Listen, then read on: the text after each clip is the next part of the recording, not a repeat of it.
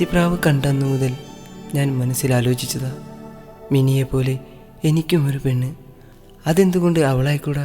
ഒരു രാജമല്ലി വിടരുന്ന പോലെ ഇതളെഴുതി മുന്നിലൊരു മുഖം, ഒരു ദേവഗാനമുടലാർന്ന പോലെ വരമരുളി എന്നിലൊരു സുഖം. കറുകനാമ്പിലും മധുകണം, കവിത എന്നിലും നിറകുടം അറിയുകില്ല. അവൾ 6ാം ക്ലാസ്സിൽ, ഞാൻ 9ാം ക്ലാസ്സിൽ. 7, 8, 9, ഒരു കൊല്ലം പൊട്ടിത്തു കൂട്ടിയ 10 മതി. 4 വയസ്സ് വ്യത്യാസം മതി കല്യാണം കഴിയാൻ. ഞാൻ എഴുതിയ വരികളിലൂടെ അവളിൽ തന്നെ വായിച്ചറിയും. ഇത്തിരി പേടിയുണ്ടെങ്കിലും അവളോടുള്ള ഒത്തിരി സ്നേഹം എനിക്ക് ധൈര്യം തരുന്നു. പുണ്യാള കാത്തോളേ.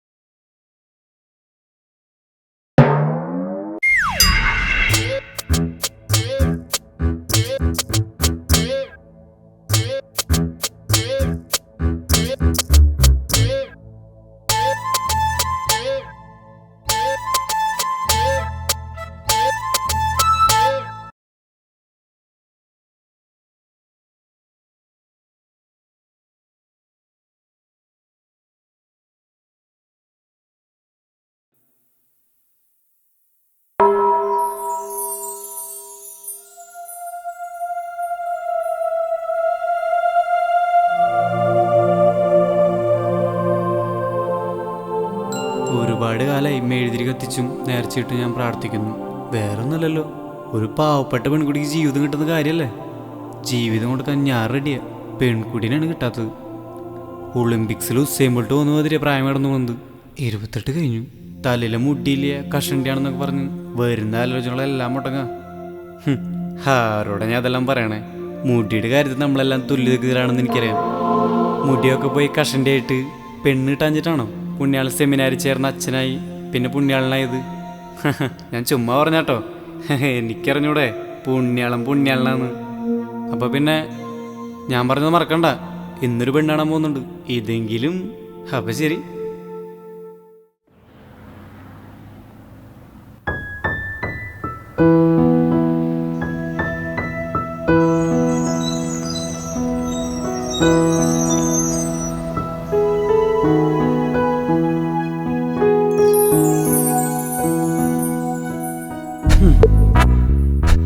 കാണാൻ ലുക്കൊക്കെ തന്നെയാണ്, പക്ഷേ മുട്ടിയാണ് സീൻ.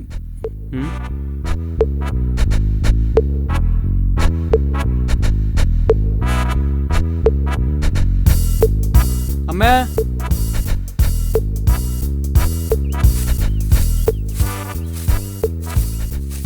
ആ അമ്മേ, ഞാൻ പറയാറില്ലേ ഇതെൻ്റെ അവിടെ വർക്ക് ചെയ്യുന്ന സോളമൻ. മോന്റെ വീട് എവിടെയാ? അമ്മ ഞങ്ങൾ ചെറുപ്പം മുതൽ എവിടെയായിരുന്നു. അപ്പച്ചൻ മരിച്ചപ്പോൾ അമ്മയുടെ അടുത്തേക്ക് പോയി. ഇപ്പൊ ടൗണിന്റെ അടുത്താണ് താമസിക്കുന്നത്. ഓ,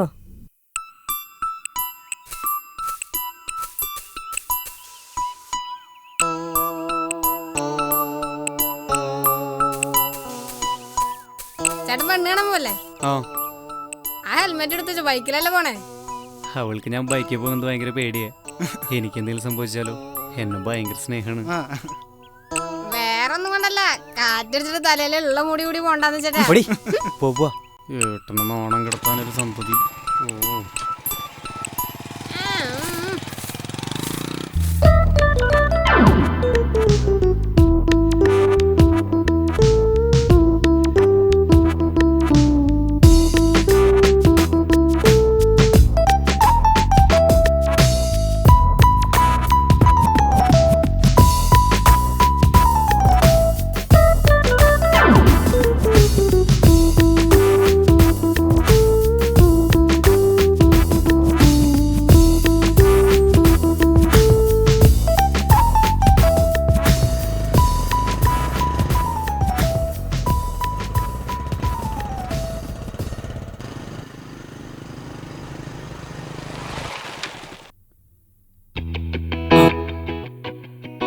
നമസ്കാരം ചേട്ടാ. അകത്തേക്ക് ഇരിക്കാം, വരൂ. ആ.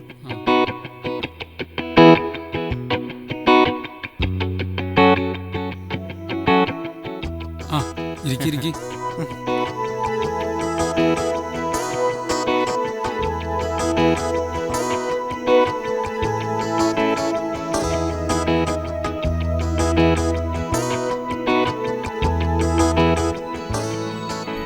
ഇതാണ് മോള്.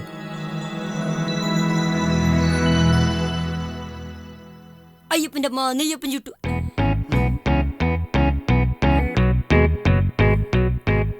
ഇതിലാര ചെക്കൻ? ഹ, ഇതാടാ ചക്കൻ.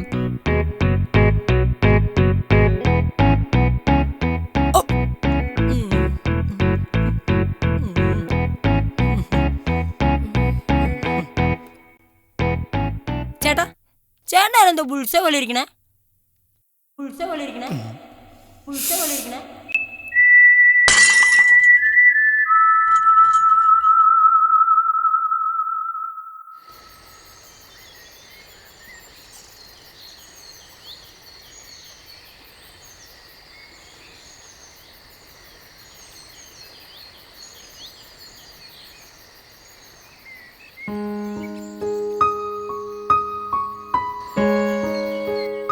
നീ കണ്ടില്ലേ ഇന്ന് വീണ് പൊട്ടി ചായ ക്ലാസ് മാതിരി ഞാൻ കണ്ട 7 ആലോചനകളിൽ 6 പൊട്ടി. അപ്പൊ ബാക്കി പറഞ്ഞു. അത് ഞാൻ വേണ്ടെന്ന് വെച്ചു. അതെന്ത് പറ്റിയാ? അവൾക്ക് കണ്ണില്ലായിരുന്നറാ. ഓ, അല്ലെങ്കിൽ ആ പെണ്ണ് വേണ്ടെന്ന് വെച്ചാനല്ലേ. ഇതാണ് എൻ്റെ ഇപ്പോഴത്തെ അവസ്ഥ കളിയാ. ഓ, ഇതൊരു മാതിരി കോത്തില് കുരുവെന്ന അവസ്ഥയായി പോയല്ലോ. ഇരിക്കാനും പറ്റില്ല, കിടക്കാനും പറ്റില്ല. കല്യാണം കഴിക്കാതെ ഇങ്ങനെ നിൽക്കണ്ടേ? വാ, നമുക്ക് ഓരോന്ന് പോയിച്ചിട്ട് വരാം.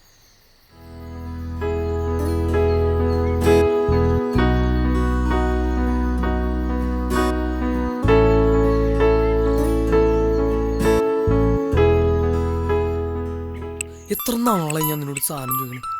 എത്ര നാളെ ഒന്നും തരാൻ പാടില്ല നിനക്ക്. നിനക്കൊന്നും അറിയാത്ത പോലെ. എടി എനിക്കൊരു കിസ് ആൻഡ് കൃഷി ദൈവല്ലേ. നല്ല പരിപാടിയല്ലേ? നല്ല പരിപാടി. പണ്ടറക്കന്മാർക്ക് സമയം. മോള് പറയടി. നീ ഇടി താടി. പിന്നെ ആരും അറിയാൻ പോലെ ഞാനും നീ മാത്രമേ. നിനക്ക് വേണ്ടേ? വേണ്ട.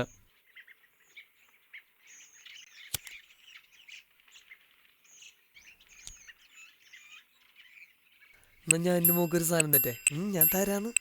ഉമ്മയ്ക്കും വാപ്പയ്ക്കും സുഖം. ആകാശവാണിക്കായിരിക്കും അല്ലേ? മോകം ഒരുമാതിരി പൂച്ച കൂശിയിട്ട അവസ്ഥ.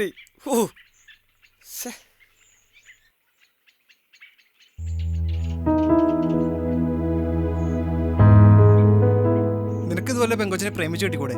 അതൊന്നും വേണ്ട. എനിക്ക് 3 പെങ്ങന്മാരാ. അതിൽ 2 പെങ്ങന്മാരുടെ കല്യാണം കഴിഞ്ഞു. ഇനിയൊരാൾ കൂടി. എനിക്കതല്ലേ വലിയ സന്തോഷം. എനിക്കത് മതി. പിന്നെ എനിക്കൊരു പ്രണയം ഉണ്ടായിരുന്നു. അതെല്ലാം കുട്ടിക്കാലത്ത് ഓരോ കൊച്ചു കൊച്ചു തമാശകൾ. നിന്റെ തല മത്സരം നിനക്ക് നല്ലൊരു പെങ്കൊച്ചിനെ കിട്ടൂടാ.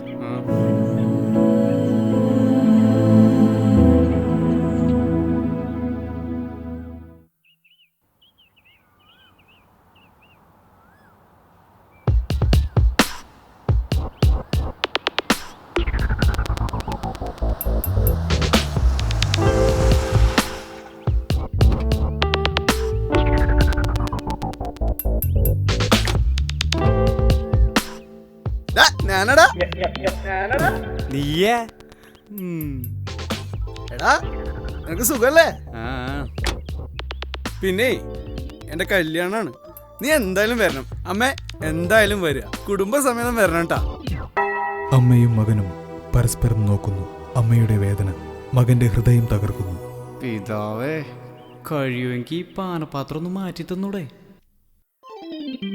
അപ്പൊ എന്തായാലും വരണം. കയറാൻ സമയമില്ല. അപ്പൊ പോട്ടെ. കല്യാണം ഒന്നും ആയില്ല അല്ലേ?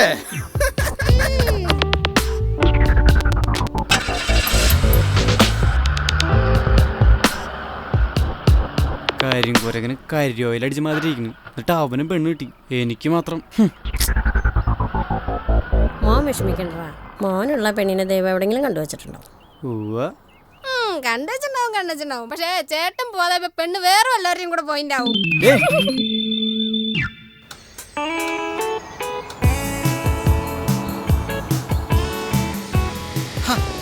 ഇതോടുകൂടി നാട്ടുകാർക്ക് പെട്ടത്തരോടുള്ള കൺസെപ്റ്റ് അങ്ങ് മാറും. എങ്ങനെയുണ്ട് ജോണെ സാധനം? കാലൊക്കെയുണ്ട്.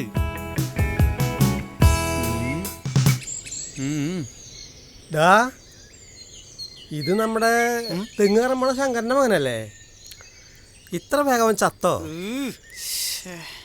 നല്ല പയ്യനായിരുന്നു കേട്ടോ. ഞാൻ ഒരു കാര്യം പറയാൻ മറന്നളിയാ. എന്താടാ? മാവേലി ഓട്ടർഷ വിളിച്ചാൽ പോലും വരില്ലാത്ത ഓണം കയറാമല്ല നമ്മളിതൊക്കെ ചെയ്യണേ. എന്നാലും എൻ്റെ ശങ്കരൻ്റെ മോനെ.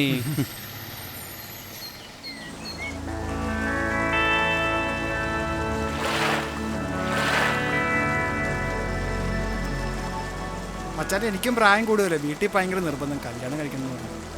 അടുത്ത ആഴ്ച ഒരു പെണ്ണ് കാണാൻ പോകുന്നോർത്ത് ഇരിപ്പുണ്ട്. മച്ചാൻ്റെ കൂടെ വരുന്നുണ്ട്. അതിനെന്താടാ, ഞാൻ വരാം. ഓക്കെ മച്ചാനെ. ആ അങ്ങനെ ഇവനും പെണ്ണ് കിട്ടി. എനിക്കുള്ള പെണ്ണിനെ നീ എവിടെയാണ് അവ കൊണ്ടുവച്ചാണ് എൻ്റെ പുണ്യാളാ.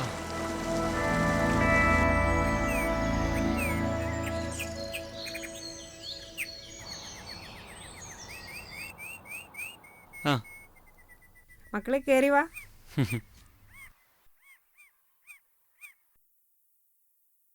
മോളി നഴ്സിംഗ് കഴിഞ്ഞ് നിൽക്കാണ്. അടുത്തൊരു ആസ്പത്രിയിൽ വർക്ക് ചെയ്യാണ്. എല്ലാം പറഞ്ഞിട്ടുണ്ടാവുമല്ലോ. വരുന്ന വഴിക്കും പറഞ്ഞിരുന്നു. മോളെ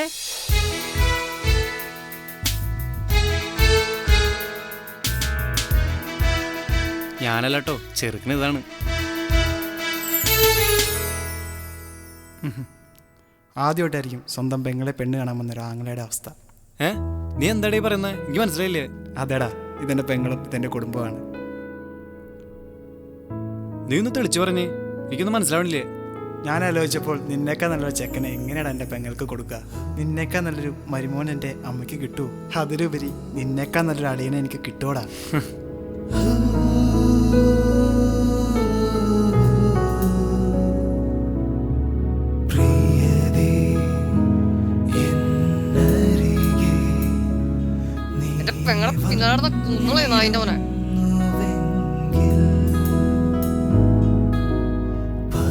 ഇനി മുതൽ ഇവർ രണ്ടല്ല, ഒരു ശരീരമാകുന്നു. ആകയാൽ ദൈവം യോജിപ്പിച്ചത് മനുഷ്യൻ വേർപെടുത്താതിരിക്കട്ടെ.